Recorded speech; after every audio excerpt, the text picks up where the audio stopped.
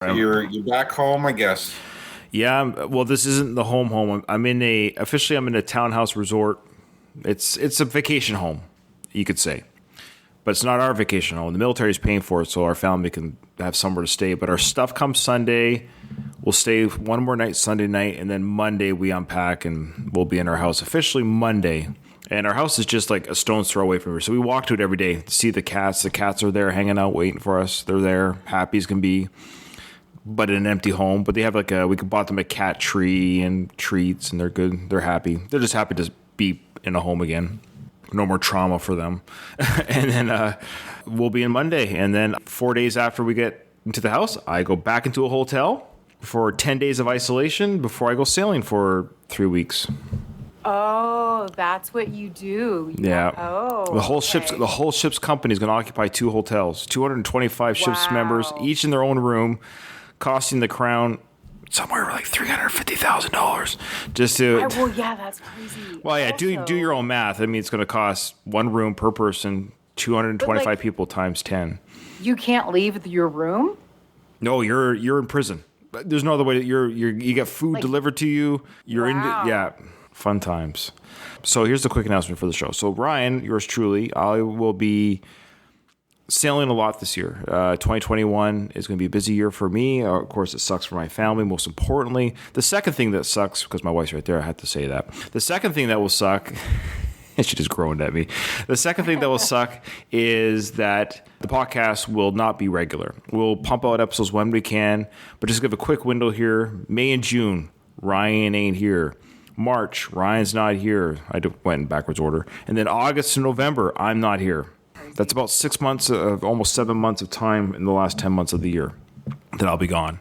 The podcast will be sporadic. I thought about banking episodes. We talked about it obviously, but just before we came on. But I was thinking, we should just give people what we can when we can. That way they don't just drop off, say, I'm not going to wait till August, and they unsubscribe or whatever.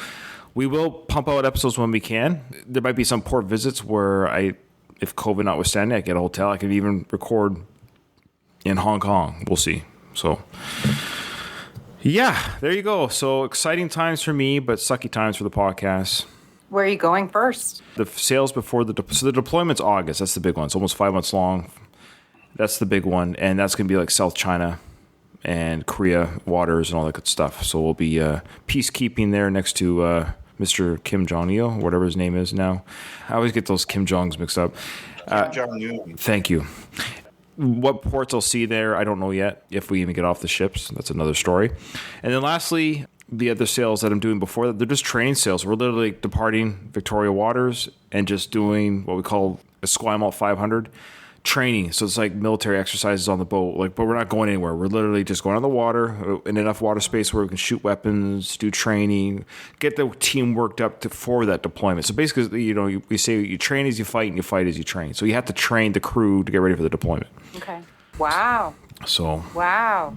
That's very exciting. That's a long time, though. Yeah, I know. So one thing I already miss about being in Quebec. That's one thing I missed was I loved my job there. Anyone that's in the military listening to this podcast, there's a few. I loved being an instructor. Basic training instructor was the highlight of my career. It was a kind of a crappy province to live in, but I'm just speaking honestly. I love British Columbia. I love the job, and it was awesome working with the recruits. So I'm not saying I'm kind of feeling sucky about going back on the ship. It's my job, but it's just like, I've done it before for 15 years. Now I'm just doing it again. That's all. Enough of that. So, without further ado, cue the music. So let's go there. Let's make our escape. Come on, let's go there. Let's ask, can we stay? Can you take me higher? To a place where blind men see. Can you take me higher to a place with golden streams? Well, guys, here we go. Season 8, Episode 1. Okay. I'm very excited. Season 8, Creed 2. Kyle, your thoughts? We're rolling to Season 8. You're here. Creed 2. What's going on? Before you say your thoughts, So we were talking in our group chat, saying, hey, can you guys record tonight? And Kyle, did you legit think we were going to do Rambo? Was that where your brain was at? Yeah. I had a momentary lapse of what was happening. I forgot that Creed 2 existed for a time, and I'm like, oh yeah, there's another one of those. I'm so excited. Yeah, our poor listeners are like, wow, I can't wait to go on this journey with these guys for season 8 with that kind of enthusiasm. I don't mind Creed 2. It's not a bad film. It's not bad. No, it's great. No, it is not bad. It's fantastic, Kyle. Well, I wouldn't say that, but... I'm excited. I did a little advertisement on Twitter that we're recording tonight just to get excited, build some buzz.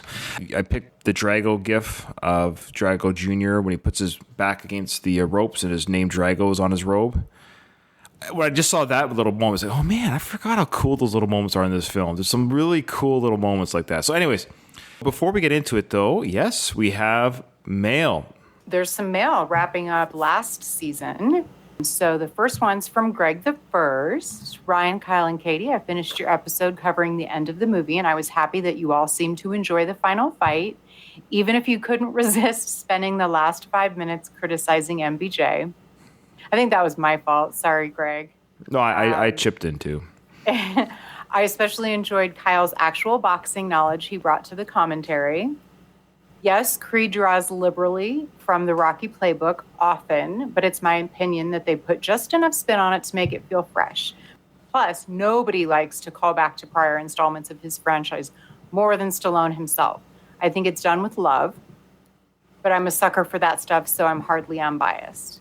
I'm not sure if I will continue to send emails after every episode for Creed 2. You're always so far ahead in your recording schedule that my emails feel outdated, at least to me, by the time they're read. I completely understand why you record the way you do, but often my emails are so episode specific that they're stale by the time you get to them. Best of luck with Creed 2, Greg the First. Okay. So he sent me that email. Actually, I was on the beach with the kids next to our house when I read that email. It came in on my phone, saw it was Greg the First. I actually sent him a voice message. Oh, begging him. Well, yes, I was pleading. I wanted to make sure there was no bad blood because Greg the First has never indicated that he would never email us again. And I know that Creed season 7 of our show or the Creed coverage was a little bit rough. It was a little bit rough for him as a listener, and because he loves the movie so much, and that goes to everyone. I think you'll like this season. I hope so. I think so. I actually have a lot of great things to say about this season, or this movie. But that being said, I actually sent him a voice message saying, "Look, your emails provide so much content for us as hosts to talk about that don't worry about the time delay because anything you bring up is he's a little frustrated that yes, because right now we're recording this episode, it's probably not going to come out till April, so it's going to seem weird, but I try to keep the podcast evergreen anyway, so it doesn't really matter. Like the topic of, for example, his last question that we loved was, which of the Rocky endings did you guys like best? Which one of the false endings that we thought was an ending did you like best? That's a great question. That question can be given anytime. There's no time limit on that type of question. So he appreciated that, and I think I got him back. I think he responded with I won't read his response because I don't think that was the intention of him responding for the show. But he said that yes, he would continue. So Greg, this is you guys want him to continue writing? Fans, you want him to continue writing? Yes. Come on, Greg. Don't let us down. Especially Kyle, because I know Greg the First really appreciates Kyle. I think he sees eye to eye with Kyle quite a bit. In fact, speaking about Kyle and his not as much as love for this film as we have, that's great. That's what we want because I think Kyle liked Creed 1 better than us, and I like that there's that dynamic where people can give the criticism where they find it and praise because that's what for me makes it for an interesting discussion. So that's good. Well, it's like I got gaps, you got gaps. Together we fill gaps. Love it. Absolutely. Also, did you get a haircut, Kyle? Yeah, it looks nice. Oh, thanks. You look sharp. I can go breaking hearts in the way my hair. I'm still disappointed Brittany didn't come on the chat. It was you, but you still look sharp. Well, I'll try and bring her on for future episodes. I'd like to meet y'all's families. Oh, yeah. Becky, do you want to come say hi to the camera? Nope. She says nope. Typical female. But you've seen her in the pictures on Facebook anyways, so yeah, she's the best. Next to Brittany, she's the best. Aww. Greg the First, keep writing us. If you don't, I'm going to kick you off Patreon. Okay, go ahead there, Katie. So the next one is from someone I don't recognize. So maybe he's written in previous seasons, but this one is from Vincent van Ostrom in the Netherlands. Okay, I want to give a shout out to this guy. He's awesome. He's never written us. No, I don't think he's ever written us. When I started this silly little podcast, which is still a very small, silly little podcast, 4 years ago, it was 26, almost 5 years ago. It was 2016, I think I started this thing. Vincent was one of my first followers on Twitter. You know, he's been there since the beginning. Is he the cynical Gen Xer who knows he's good looking? That guy? No. Say that again. Is he who? Well, like there's some guy from the Netherlands following us on Twitter. I think he says he's a cynical Gen Xer. Oh, that's Seco. Oh, okay. Yeah, I think he listens to our show. I'm not sure. Oh, really? No, not us, but he has his own issues with Sly. His name is @VinnyStash. That's VINNYSTASH. So he's been following me since the beginning. And I really just want to say appreciate that, brother. I think he's the only one in the Netherlands listening to us. So thank you, brother. I do appreciate that. Appreciate it. Now, I know I say that the American wants to move, and so I joke about half joke, half real, want to move to Canada, but I'd actually prefer to move to the Netherlands, but I have these dogs. I think I got to go somewhere that I can drive to, and I don't think I can drive to the Netherlands. No, I don't think you can drive there. Not with that attitude, you can. I love the Netherlands. I live there. It's really nice. Katie, I'll send you a picture of Vinny. He's a handsome guy. He might be single. You know, maybe he can hook you up with, yeah. Give me some citizenship. Do you like long hair and beards? He's like a biker-looking dude. Not particularly. But he's a handsome guy. I'll send it to you. But yeah, no, I'm sure he is. I'm just like the pickiest person on the face of the planet. So that's why she's single. Okay, go ahead there, Kyle. I was just going to say one thing I hate about the Dutch is that their English is so good that it makes me feel like shit because I don't know any other language. And like they speak English as well as I do, but it's like their second language or maybe like third or something. That's how I felt with Patrick too. It gets my inferiority complex going. Well, we'll see if his English is any good. Let's read his email. Yeah, we'll find out. Vincent says, "Hi guys, the subject is Creed episode 17 info. Hi guys, amazing episode. Really enjoyed the Creed season so far. The dynamic between the three of you is insightful. Love the different perspectives. About episode 17, some extra info. The end fight was not filmed in the UK. Only Sly came to the UK to go to the Everton soccer match to use the stadium and crowd. They filmed with this 360 camera and put in the boxing ring and the fight in post-production. The press conference was also filmed in the US. They only used the exterior from the Worked Museum in Liverpool. Gotta go, going straight into episode 18. Keep punching. Looking forward to Creed 2 season and the Rambo season. Best regards, Vincent van Ostrom, the Netherlands." Thanks, brother. That English kicks ass. There's no mistakes. Yeah, he's also pretty organized in his email. Like he and Patrick, what's with these Europeans? Yeah, Northern Europe or something is very, yeah. I love it. It's great. Yeah, thank you so much, Vinny. That's really cool that they emailed us. I actually appreciate it and appreciate it.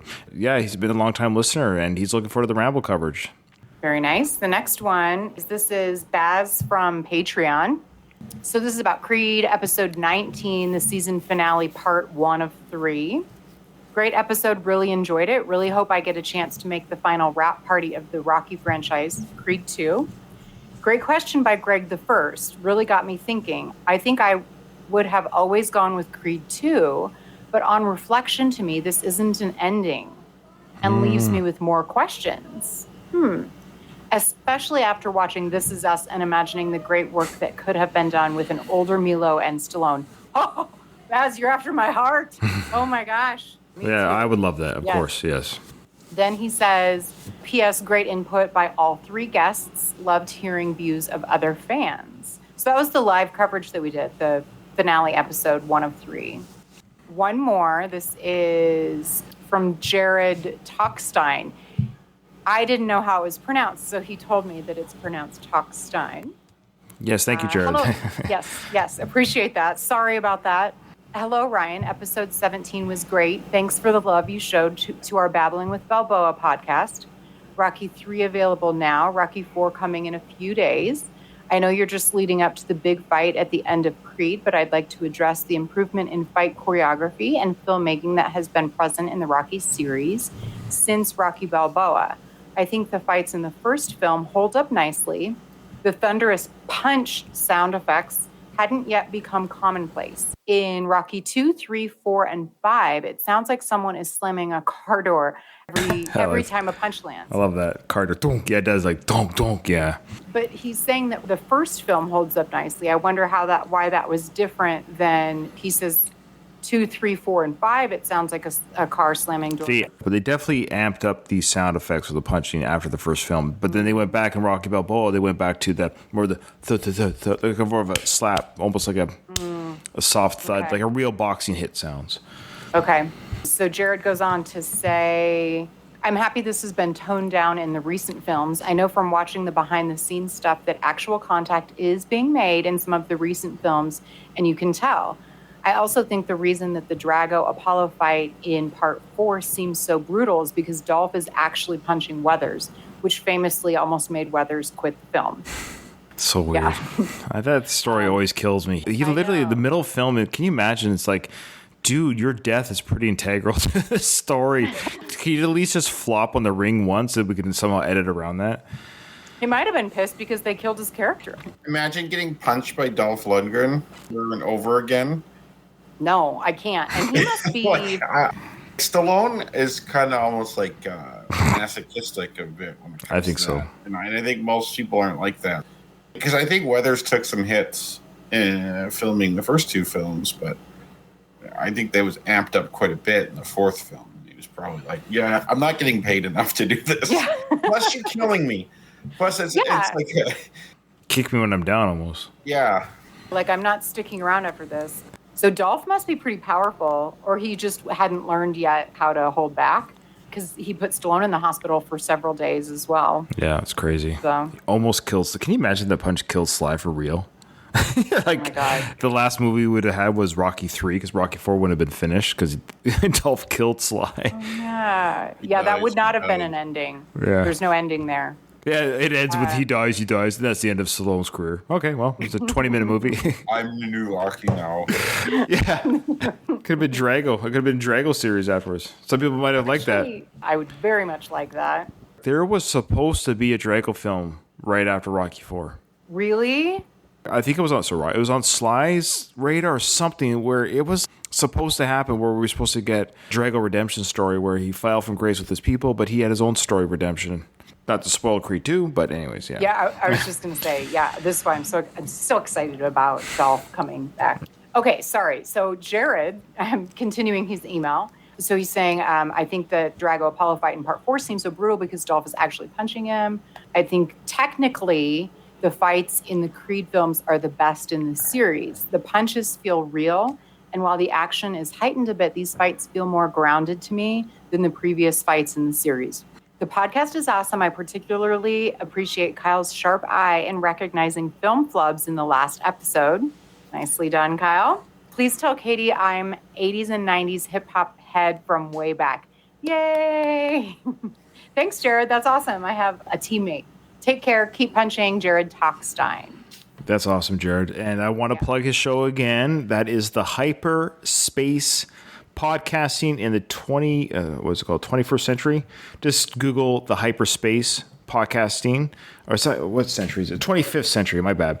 And they're doing a mini series called Babbling with Balboa. They've done up to Rocky 5, and they did a great job on the Rocky 5 episode. I find the Rocky 5 discussion fascinating. And if anyone's listening to this podcast who hasn't heard our season 5 of Rocky 5, I think it's one of our best seasons. I mean, they're all great, but what I like about it is that we don't just crap on it for 20 episodes. They did one episode on Rocky 5, and they did him and his co-host, Jared's co-host. They did a great job of saying what was great about it. And they were very fair and funny and fair. And again, I listen to these podcasts and I think, gee, why does everyone listen to us? People do a much better job than us. But they did a great job. So Jared and the gang, check them out. Hyperspace Podcast. And I always like it when podcasters listen to our podcast because it makes me, when a fellow podcaster likes your podcast, that's a good sign.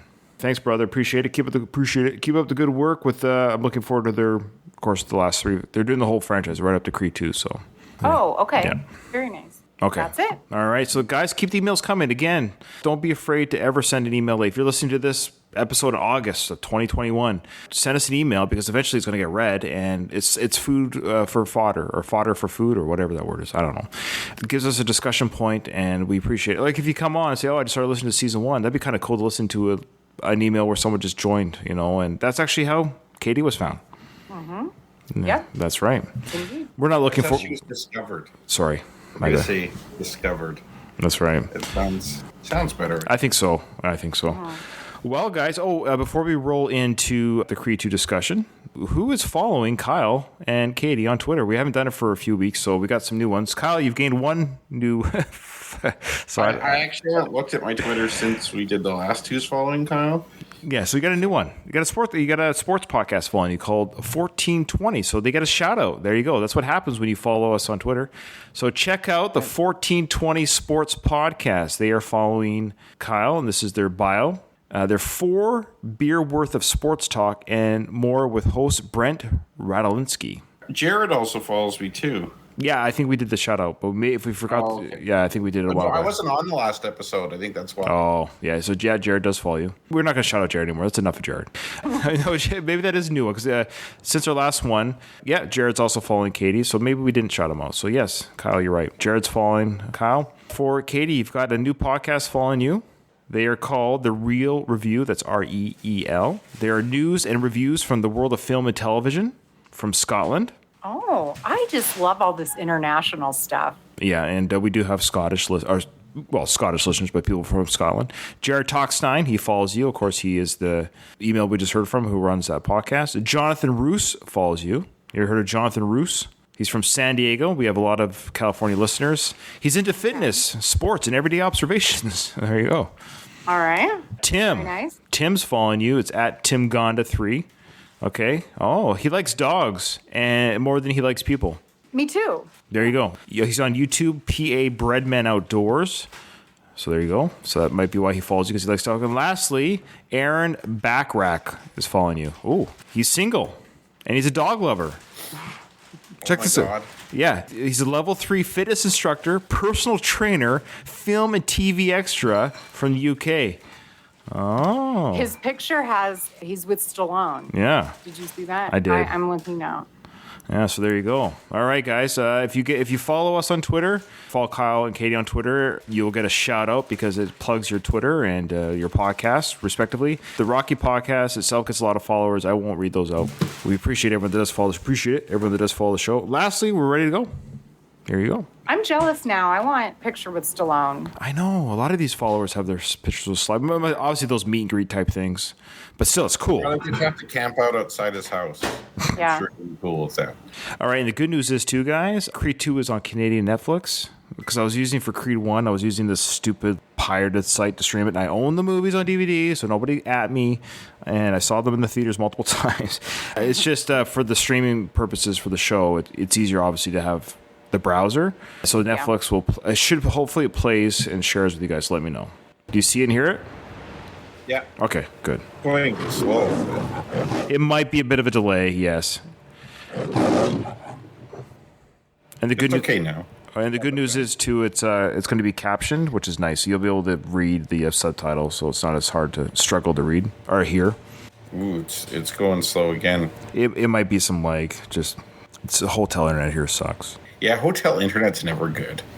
Of course, we'll tighten it for the audio release, but let's just watch this opening intro, and then we'll comment. Oh, wait, well, stop right there.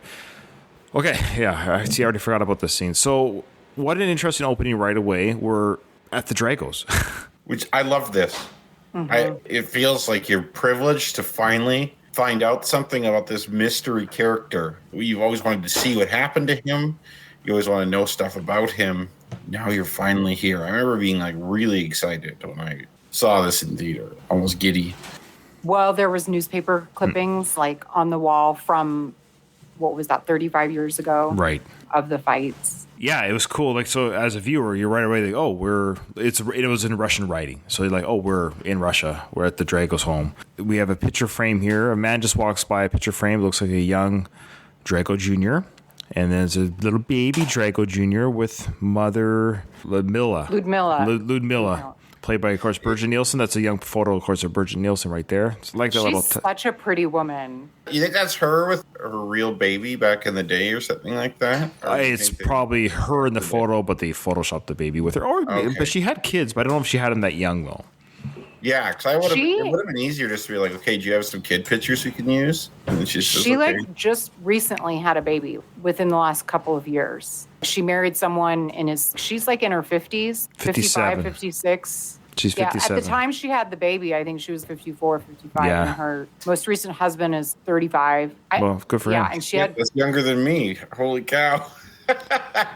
Yeah, I think it was whatever sex. I can't remember what it was, but she has the new baby is a different sex than all her other gender. Interesting. Okay. A different gender. Sure. And she was happy about that. I don't know what. Anyway. No, I think you can say. Yeah, I think you can say it's a different sex. What gender will identify as, we don't know. Yeah. This is telling. This first scene. This tells you a lot. What it really says to you is this guy's living in the past. Because we've seen the film, we know what the deal is with his wife. Right. Mm-hmm. Now, if you're watching this for the first time, you don't. Most people listening know because they've seen the film. Except for Katie's friend. Yeah, exactly. We watched the first 4 of them. Oh. Yeah. Oh, what did she think? She liked them. So I'm a big Drago fan. I like him. And so I was really trying to get her to, I'm like, don't you think he's hot? She's like, no, not at all. She's like, he's like a robot. I'm like, I know. And I told her that, like, in Creed 2, we see more of his life, that he's not a robot. Yeah. One of the newspapers was in Russian, but one I think was actually Ukrainian. There's a slight difference in their alphabet. The Ukrainians used our letter I, where the Russians, they use what looks like a reverse N to us. That's the I. And we learned that Drago's actually Ukrainian. He's not Russian. Well, he's in Ukraine now. I don't think we learned that he's Ukrainian. He was almost pushed out of Russia, and they're in the Ukraine now. I think they refer to him like in one of the newscasts later in the film as Ukrainian. Oh. I could be wrong. I don't know. Because he was Soviet before, right? The Ukraine was part of the Soviet Union.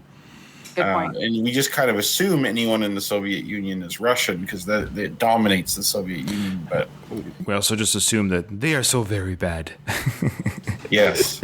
Although I find it hard to believe that he would be Ukrainian because typically anyone with Ukrainian ancestry is inherently inferior. I'm just saying that to troll, right? I know. Yeah. I'm Ukrainian, and oh boy. All right. I really mean that. Any Ukrainian listeners, you guys are great. We have a few Russian listeners from Russia.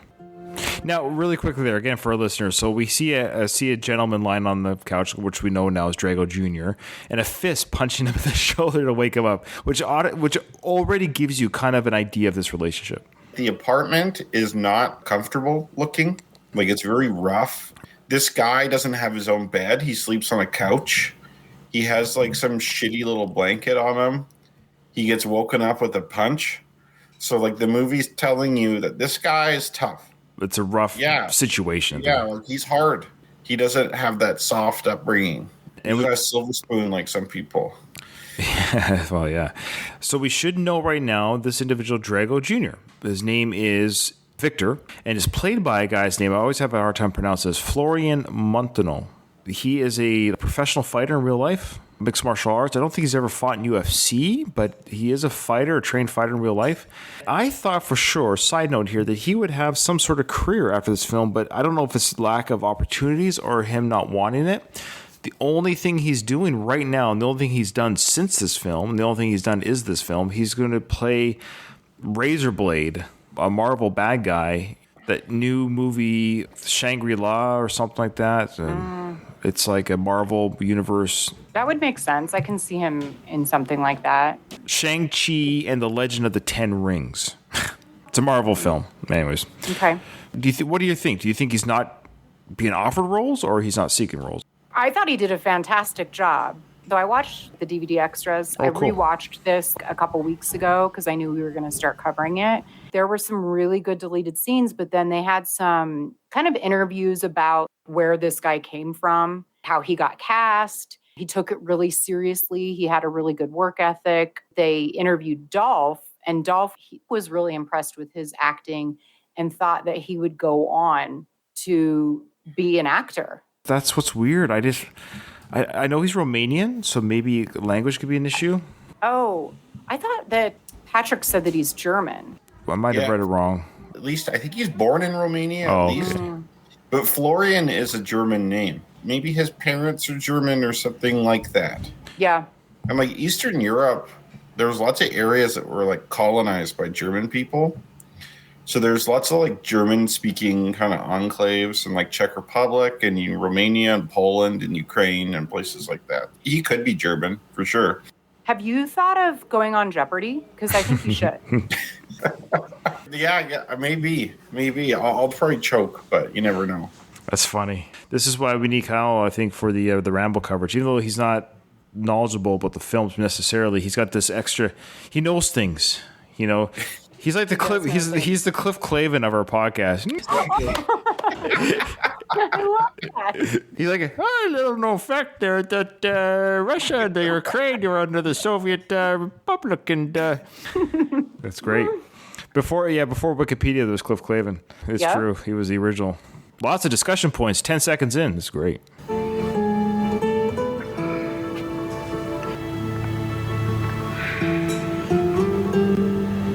Great choice of music. This is a new kind of music for the films. So all of the films. They're hearing the acoustic guitar. Have you ever heard acoustic guitar? No, it's kind of like Eastern European or European. Yeah.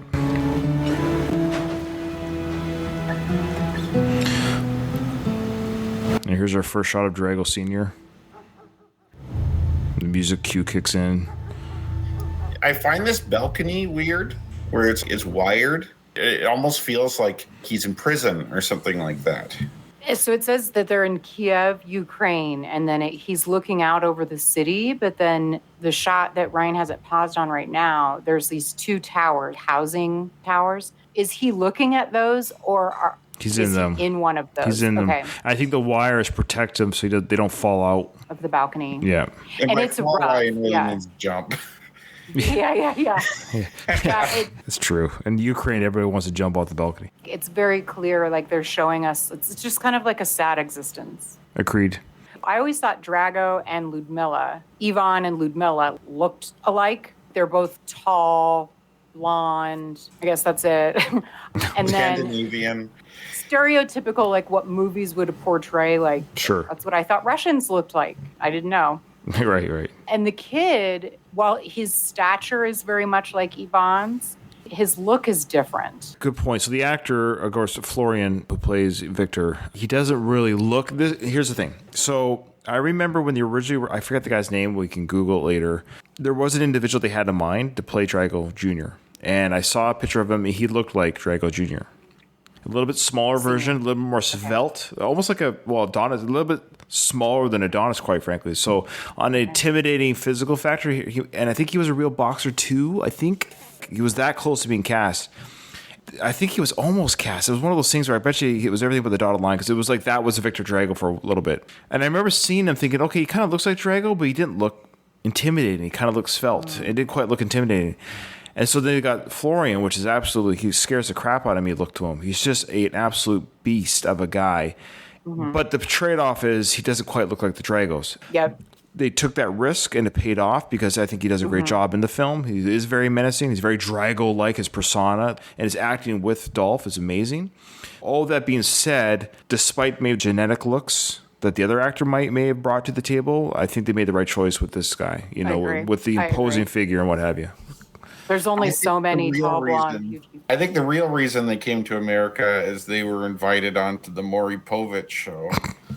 Paternity test. There was a paternity test, because it seems like Ludmilla is not necessarily the most faithful spouse. The other option is Dolph is not the father. That's hilarious. If funny enough, that could be in the realm of this universe with the infidelity being thrown around in the Creed films. Why not? I remember being so excited. This opening scene for me, the first time I saw it, I was, oh my God, you've got to be kidding me. And then they're kind of behind Dolph for the opening scene. And then we see the kid. And then Dolph goes on the terrace and we see his perfect, I mean, he's older now, but his perfect silhouette. And I'm like, oh my God, it's Drago. Yeah. The first movie I saw was Rocky IV. As like a 5-year-old, I remember being in awe of, and like I had a crush on Ivan and remembering I'm not supposed to like him. He's the Russian. He's like hot. the bad boys. Yeah. Typical. And he still looks great. He looks fantastic. I don't think he's quite 60 yet, because I know I think he's 12 to 14 years younger than Sly. So Sly is 74 now. So I think Dolph is 60 now, but he would have been 57 or 58 during this film. Yeah. He recently married like a 30-year-old or something. Like, why not? Maybe not even. Yeah. Both him and Ludmilla married 30-year-olds. Yep. Why not? If you look it and you've got the money and both partners are happy, knock your socks off. Yep. All right, let's continue. Because I think it's right after this little sequence here. It cuts to the title, I think. Oh, not yet. Oh, yeah. Okay, that's right. There's more of the Dragos. So, yeah, they're about to go for their morning run together. Sort of together. My bad. I thought they were going to go for a run with him in the truck, but I guess that comes later. Later, they're going to a fight. That's right. So sorry, my apologies. I did with Sly too all the time. So Ivan Drago is taping up his son's hands, ready for a fight. Yep. I love his face is just so tired. It almost feels like he's begrudgingly doing this for his son. You can tell right now that he seems to be already disappointed in his son. Does he seem to have a scar around his eye, his left eye, right eye? Oh, when the Russian's cut, yeah. It's a bad cut. And he's reminded every day when he looks in the mirror. And I'll give Dolph credit, and this is what I like about him. He's aging naturally. Look at those crow's feet. Look at those wrinkles on his head. That's great. He looks grizzled, and I think men who grizzle naturally look better than those who try not to. That's just my opinion. I agree. So no words were exchanged this whole time between these two? No, I don't think so. It's something that they've done 100 times, 1,000 times. Mm-hmm. Yeah, and they're just, it's almost robotic now. Kind of mimicking, of course, you could argue Rocky in the first film, just getting ready for a fight. It's just another bar fight. Here we go. If we're not really going to go anywhere, this is our life, whatever. It's a bit of a bigger fight than a fight in a church, but still. He was cracking his neck. He must have had a crick in his neck from sleeping on the couch. Yeah, that's right. Yeah. So we're in the ring now, and we're Stephen Capel Jr., who's directing this film after Ryan Coogler. And Ryan Coogler actually intended to direct Creed 2, but he couldn't because of Black Panther conflicts. Oh, I don't think I knew that. He was wanting to direct. I think it was his intention to direct. Black Panther took a little bit longer, but the reason why Michael could film Creed, I think they did all the stuff they needed to do with Michael, with the Killmonger character. So Michael was able to come over and do Creed 2 without affecting. So Michael's schedule wasn't affected by the film, but Ryan's, as director of the big Marvel film, didn't have time to come over to the Creed film. So he stayed on as executive producer. He didn't write any of it either, though, which is interesting. In fact, sorry, we should have said the writers of this film, it is Sly, but he had a little bit of help, according to Wikipedia, from fellows named Chio Hodari Coker and Sasha Penn, with a screenplay help by Jewel Taylor. The first time this film was introduced, Sly announced it. He said on his own Instagram, I'm writing, directing Creed 2. Do you remember that? Yeah. I don't. And I remember thinking, yes, Sly's coming back to the film. He's writing, he's directing. This is amazing. And I remember being a little bit nervous because he's not the greatest director. I love him, but he's kind of not the greatest director. But I thought, okay, he's taking control of the franchise again. But then it's like, I'm really excited to introduce a young new director, Stephen Capel Jr. And I'm like, what's going on here? Keep in mind, the people with the pockets, they make the decisions. And I guarantee you, somebody in the film industry, somebody in the company who pays for these things, I said, look, Sly, no offense, but we're going to get a young director. And it's going to be a young black director, which is great. It's great for the franchise. It's got nothing against that. And I got nothing against it. Stephen Capel Jr., I think, did a fantastic job. He's another player, though, where he's not really doing anything right now. It's weird. This was two. He's not? No. According to Wikipedia, there's nothing coming up on his plate. It's 2021. He is young. Was he even 30 when he directed this? I think he was under 30. Yeah, that's crazy. Creed 2 is where dreams come to die, in essence. That's a good point, Kyle. There are some odd outcomes for people's careers with this film. Florian Montagnol, nothing. One film since 3 years, and he's a side baddie. Not even the main one. And then Stephen Kibble Jr. He did some work on the TV show, though, Grownish. I know he's worked on that, so maybe he's just focusing on that. Oh. Yeah. Okay. But no major film. Sly, in a weird way, kind of getting dethroned to direct. I wonder what the discussion was, because Sly said, I'm directing this film. So there was a moment where he said, I'm directing. So somehow or another, he thought he was directing, enough that he publicly said so. And then it went, I'm really excited. He has a tendency to do that, though, doesn't he? Just say things and they may or may not actually happen. Or Yeah, it'd be interesting if anyone in the know. But the other interesting side note, Sly had a bad taste in his mouth by the end of the filming of this film. He only went to one premiere.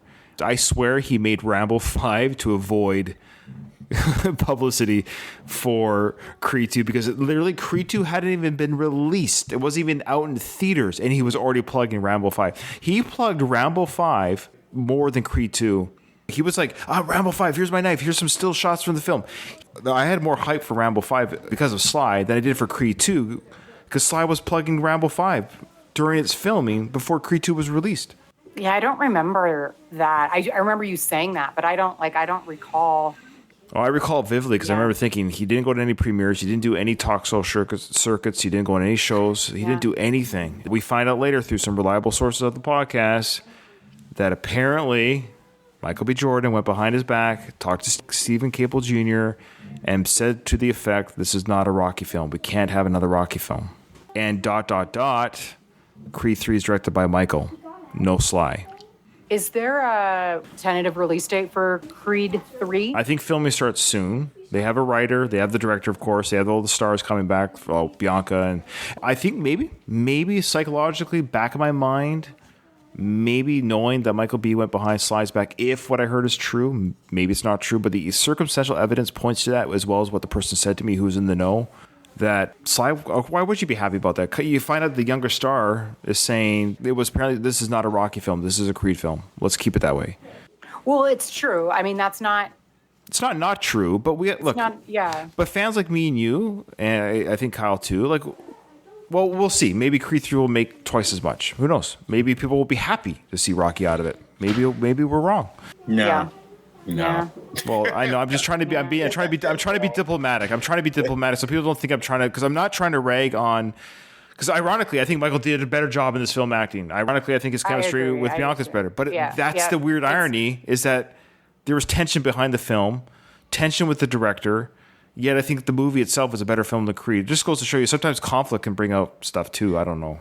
The reason I'm not as big on this film is Creed. Honestly, I'm just getting sick of it. How many times are we going to do this?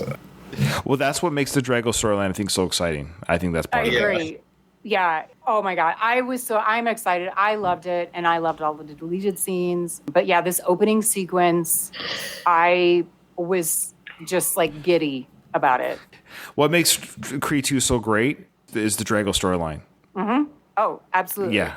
Absolutely. Yeah. So it's, to me, the Dragos storyline is the highlight. And then second place is, Sly playing Rocky. Great job. Third place, the reunion with his son and grandson. And in fourth place is Bianca. No, we get the Dragos back. We also get the monstrous opponent. Yeah. So we'll just finish this opening sequence here, the fight. So they're at a fight, and I was just going to say how this whole conversation started. We have another underneath the fighters angle that we got from Creed Part 1. So Stephen Cable kind of gave a nod to Ryan Coogler, mentioning that we have the shot of the camera underneath the two fighters punch each other, that underneath look. It's kind of cool. So we repeat that again in Creed 2. So he's fighting in a pretty big venue, like it's pretty, for Ukraine, it's a nice little venue. And we have what looks like some sort of maybe we know it's a promoter from the States coming to check out. We find out later this guy obviously heard that Victor Drago, the son of Ivan, is fighting. So he's checking out, hey, is this guy worth getting any money, bringing him stateside over? So that's what we have here in the scene.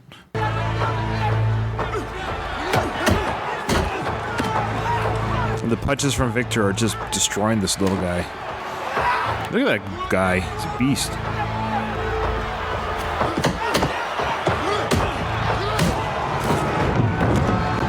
Victor knocks this opponent out. It's clearly a heavyweight fight. He knocks him out, and his dad, Ivan, just stone-faced still, no smile, no emotion. He just gets up like, okay, here we go. Let's go home now. He wasn't happy or anything. He knew the outcome of this fight already. It's pretty clear his son was going to win. He's itching to get to a point where his son can kind of, I guess he could live vicariously through him. And this is not where that is. And so this is kind of like, I think he has to kind of begrudgingly go through this phase of his son kind of going up the ranks. This is like going for a jog. It's nothing special. There's no tension. Going through it's emotions. just like, okay, we got to go. We got to beat this guy. Then we got to train some more. Then we got to beat the next guy. And, you know. Good point. You already saw, though, the brutality of this guy. He just looks menacing. You could already see every punch was hitting. He already looked dangerous without even trying. He looks dangerous right now. You just kind of sense this guy's a dangerous looking guy. And he kind of mowed over that guy. Yeah, like that other guy was both smaller and didn't have any speed or any other skill or ability that would compensate for the lack of size. It's a foregone conclusion that he's going to lose. I actually thought the other guy was pretty big. It's just in comparison, Victor is just so enormous that the other guy seemed small. I think that they're just showing us there's still no clapping, no cheering. Neither one of them are smiling. It's just like showing us the relationship between father and son here is strange. In the Eastern European countries, in Russia or Ukraine, smiling is not considered a good trait. Oh. Like people who are like smiling and stuff, it's seen as kind of like a sign of stupidity or like foolishness. That's why it's like often in pictures and stuff, they won't be smiling. Like Vladimir Putin is a good example. Like you never see him smile or anything like that. Like I think there are cases where they can smile. I'm not saying they never smile, but they don't show that kind of happiness or smiliness on a regular basis. That's just kind of not part of their culture. That makes sense. Crazy.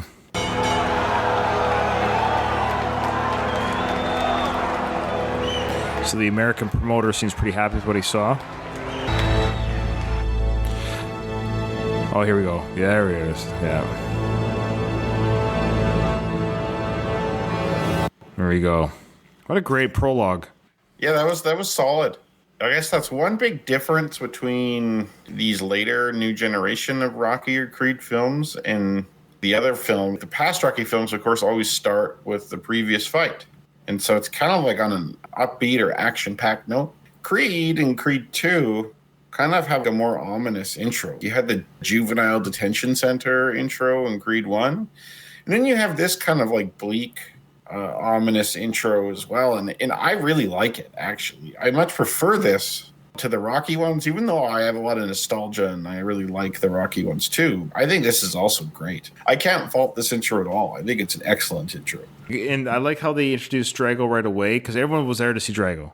Like a lot of the film goers, how are they going to handle Dolph, or how's Dolph going to be, or is this going to be corny? Right away, they established the first 6 minutes or 5 minutes of this film, the Dragos, they mean business. There's nothing funny or corny about this Drago. Rocky IV, the movie might have been a little bit silly, but the one thing that was never silly about that film was Drago. They carried that over here. The Creed 2 at the beginning is this ominous, bleak. And you're like, oh, no one's laughing. No one's like, oh, snickering. Oh, Rocky IV Part 2. Nobody feels that right now. Everyone's like, oh, this is kind of cool. These guys are business. These guys are freaky. And I like how they got it out of the way. Like, there he is. Now you know he can do what he needs to do in this film. Let's move on with the story. And of course, he doesn't say anything. Right. In tradition with Rocky IV. I thought it was really interesting that right before they showed the title, Creed 2, immediately before that, they focused in on Ivan Drago's stone face. It's basically the Drago movie. Yeah, it is. Oh, sorry, it's Rocky IV Part 2. Plain and simple. Yeah. But watch how he looks at the camera here at the end. Oh, I love it. Like looking at the audience. Yeah, I'm here. I'm back. I must break you. You, the audience. You would lose. Yeah. Oh, I love it. What I love is that Sly and Dolph have continued having a good relationship with the Expendable films, and Mm-hmm. Let's be honest, Dolph should be very happy with Sly. Made his career. Yeah. Yeah, he knows it. And Sly was kind of a mentor to him in some respects, so that relationship works. All right. Well, there you go, guys. That is episode 1 of season 8. The Creed coverage is beginning. I'm excited. If you haven't already, give us an iTunes review. I pleaded with you guys a few episodes ago. Nobody stepped up. I'm ready to cancel this show. No, I'm joking. Yeah. We need those reviews. Even it's easy. It's free. You just put 5 stars. And like I said, even the comments, if it's too much to write how amazing Kyle is, if it's too much to write, just you could even just put yo. That's it. iTunes doesn't care what you write, but put those 5. Don't put 4 stars. Put 5 stars in. And well, if we're worthy of 4 stars, go ahead. But the point is, we appreciate reviews. Join us on Twitter. We have a Facebook group. And lastly, our Patreon. We are, we're hoping right now. Our goal right now is just 40. I'm going to say the number. It's 40. 40 patrons, that'd be amazing because it would pay for the feed, the Lipson feed. And I can increase the wattage, so to speak, to get the other shows out there who are affiliates, Rocky Minute and the Slycast. We can pump up more episodes from them because they were kind enough to join the network, so to speak, and actually support those shows that people have, but support them, guys, because when I'm away, Rocky 3 on Rocky Minute will be kind of the filling in the gaps of my absence. So there you go. Oh, Kyle's got a message. Yeah, sorry, guys. That's someone leaving a review. It was Google Photos telling me I have a new memory to look at. Ooh. The memory is him coming on the show for the first time. 70 years ago. Yeah, it was. You've been on every season since the beginning. Yeah, anyways, thank you so much, everyone. Thank you, Kyle and Katie, for coming on the show and being the host with me. It's awesome doing this with you guys. I'm really excited to do season 8. Again, it's going to be sporadic. Patience to everyone, but we're going to get through it. And after season 8, we're going to roll into Ramble. The Ramble podcast will be called It's a Long Road. Kyle, do you know why it's called that? It's okay. The song at the end of the movie, First Blood, it's, I forget the singer. I used to think it was Frank Stallone, but it's not. The singer, it's called It's a Long Road when you're on your own. It's like it's a really corny ending, but I love it. It's a weird, it's a terrible. It's the weirdest choice for First Blood. So the podcast will be called It's a Long Road. So this one's called Going the Distance.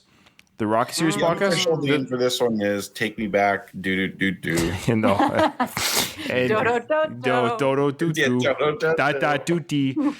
So anyways, I've said it before, but I just love saying it. So it's going to be called It's a Long Road, the Ramble Series podcast. So, all right, yeah, all right, guys. Well, who did it last?